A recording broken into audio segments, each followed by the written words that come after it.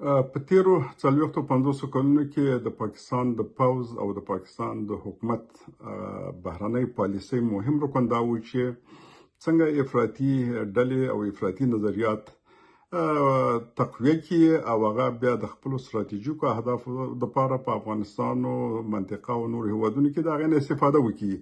د دغه مقصد لپاره پاکستان په زرګونو مدرسې رسمي او په زرګونو حتی لسګونو زره غیر رسمي مدرسې په پاکستان کې او په قبایلي سیمو کې او په افغانستان کې دا تقویه کړلې او دلته د مختلفو هیوادونو کسان د سیمې هغه دلته وروزل او هغه ته افراطي نظریات ورکړل او دغه افراطیان بیرته په نورو ملکونو کې بدامني هغه ملکونه چې ورغلي وو الته جوړ کړه. تاسو که دنیا په هر ملک کې افراطیت ګوري خامخا ریخه به ته پاکستان ته رسیږي. هغه کسان چې دی رهبری کوي مشري کوي هغه په پاکستان کې تربیه شوي د پاکستان په مدرسو کې به تربیه شوي وي سره.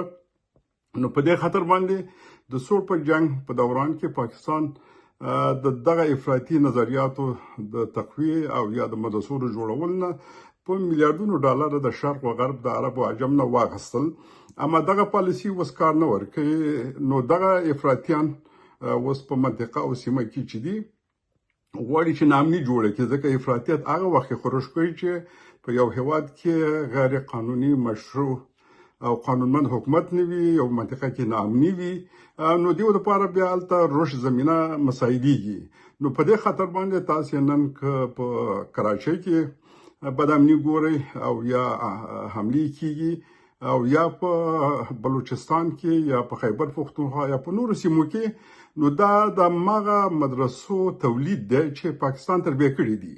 نو د لپاره چې په پاکستان کې او یا په منطقه کې امن راشي نو پاکستان باید د خپل هغه ستراتیژیک عمق پالیسۍ کې تغییر رامنځته کړي.